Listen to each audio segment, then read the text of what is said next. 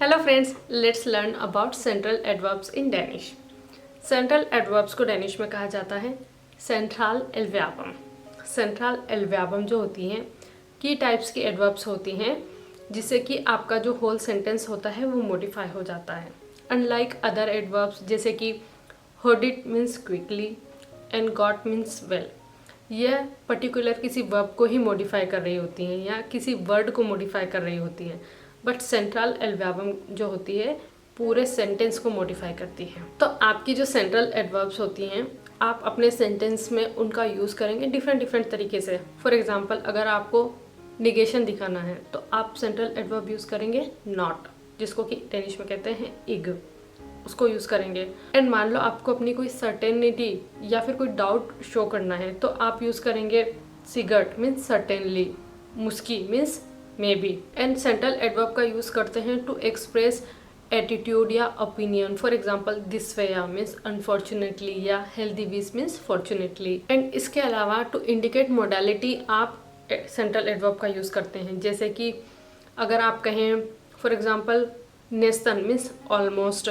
या फिर सिंसियरली वीज means probably. And sometimes to emphasise on frequency, manner or time you use central adverbs. For example, oft to say often and already to say never. तो यहाँ तो हमने ये समझ लिया कि सेंट्रल एडवर्ब को आप कहाँ कहाँ यूज़ करते हैं।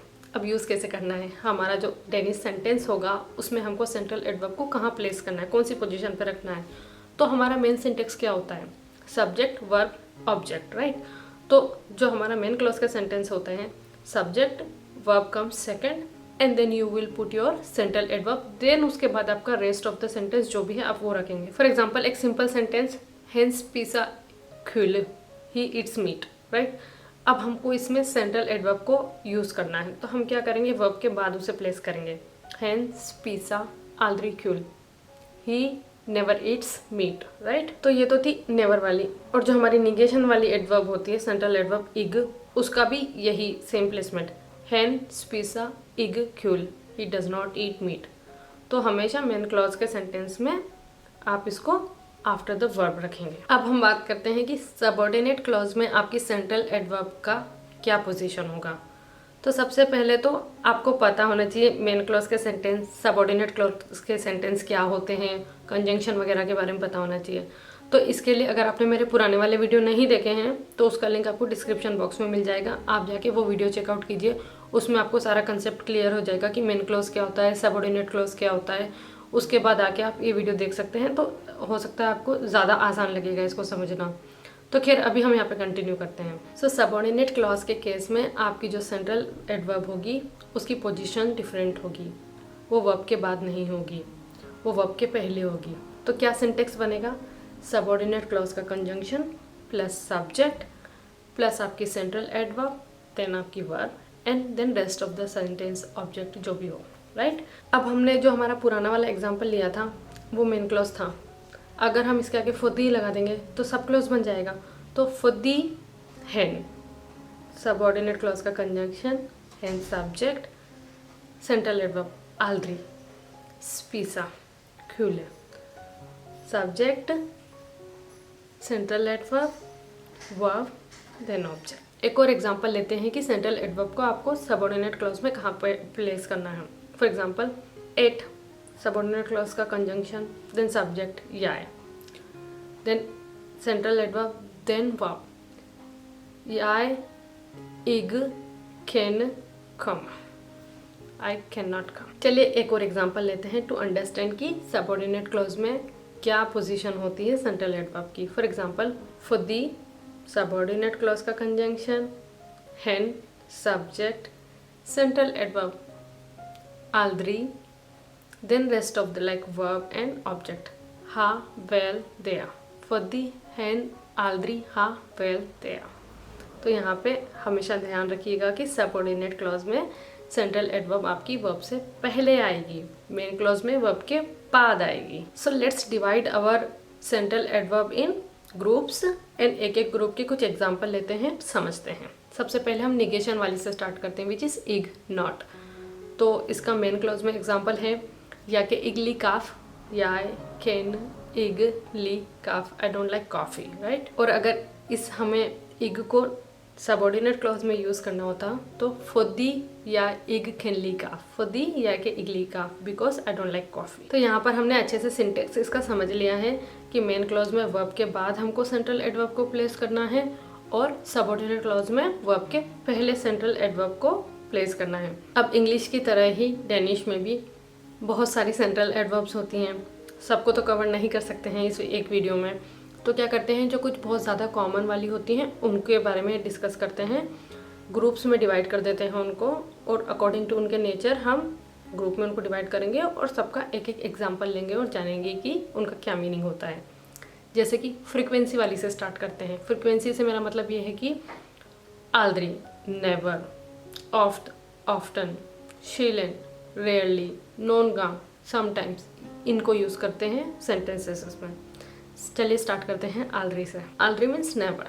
एग्जाम्पल, हेन रायसा आल्द्री छी उल्लेनल, हेन रायसा आल्द्री छिल उल्लेनल means he never travels abroad. Next example is shalent. Shalent means rarely. For example, hun spisa shalent kule. Hun spisa shalent kule means she rarely eats meat. Next is oft. Oft means often.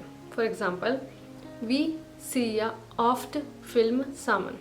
We see a oft film saman means we often watch movie together. Next is non-gang means sometimes. आप पढ़ने में तो आप सोच रहे होंगे ये लिखा है नोगले गेंगे, लेकिन नोगले गेंगे नहीं कहना है, आपको कहना है नॉन गांग। नॉन गांग का यूज़ के लिए एक एग्जांपल लेते हैं, हेन कमा नॉन गांग फोसेंट। नेक्स्ट इज एल छिल। एल छिल मीन्स ऑलवेज। ते खमा एल छिल छिछिलन, ते खमा एल छिछिलन means they always arrive on time. चलिए अब हम बात करते हैं तीसरे ग्रुप की सेंट्रल एडवर्ब्स के बारे में, जो कि यूज़ होती हैं टू शो डिग्री, सर्टेनिटी और मोडालिटी, जैसे कि मुस्की, सेंसुन लिविस, नेस्तन एंड विस्त। आइए इनके एग्जांपल लेते हैं। लेट्स स्टार्ट विथ मुस्की। मुस्की का मीनिंग होता है मे बी और परहैप्स। सो एग्जांपल, मुस्की कमा है सीना means may be hill come later. यहाँ पे आपने नोटिस किया जो सिंटेक्स है इसमें मुस्की फर्स्ट आ रहा है, देन वर्ब, देन सब्जेक्ट। तो कुछ आपकी सेंट्रल एडवर्ब्स ऐसी भी होती हैं जो कि इवन तो ये एक मेन क्लॉज है बट उसका प्लेसमेंट फर्स्ट में हो रहा है, बिगिनिंग में हो रहा है सेंटेंस के, तो ये चीज़ का भी आपको ध्यान रखना होगा। नेक्स्ट, सेंस्यून लिविस। सेंस्यून लिविस मीन्स प्रॉबेबली। एग्जाम्पल, हुन राइसा सेंस्यून लिविस इमोन। हुन राइसा सेंस्यून लिविस इमोन means she will probably travel tomorrow. Next, नेस्तन। नेस्तन means almost. Example, hen har nästan inga pengar. Hen har nästan inga pengar means he almost has no money. And next central adverb in this category is visst. Visst को आप as translate कर सकते हैं as apparently and probably also. Example, they are visst for sent nu. They are visst for sent nu means it's probably too late now. अब आ गए हम हमारे fourth group पे, जिसमें कि हम उन सेंट्रल एडवर्ब को डिस्कस करेंगे जिनका यूज़ होता है टू शो एटीट्यूड और इमोशन। फॉर एग्जांपल, हेल्दी वीस। हेल्दी वीस का मतलब होता है फॉर्चुनेटली। एग्जांपल, हेल्दी वीस वाहेन इगियम। हेल्दी वीस वाहेन इगियम means fortunately he was not at home.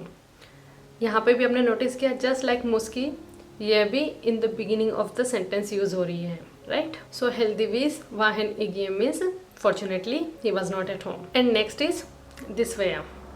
Opposite of Heldivis means unfortunately. Example, Disvaya haya klemte. Disvaya haya klemte means unfortunately I forgot it. So यहाँ पर भी same syntax. In the beginning of the sentence हमने central adverb को रखा है.